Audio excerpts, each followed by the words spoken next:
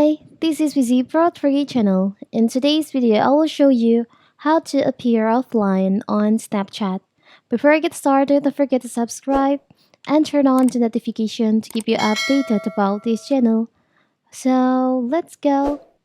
On Snapchat, the active status indicates you're present on the app and showcases your interactions. However, there are a time where you desire anonymity, a space to engage without showing your availability.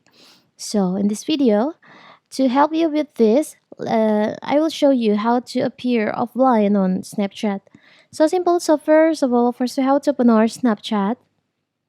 Now you can just go to your profile by tap on the up left corner here. You can go to the settings by tap on the up right corner. You can just scroll down until you find on the privacy control sections. There is an option activity indicator. You can just tap on that. By default, this activity indicator is active, but so when this enabled, others can see if you have been active on Snapchat recently or not. And if you want to appear offline, you can just disable this feature by tap on the toggle in here like this. So now no one can see, no one can know that if you're online on Snapchat or not.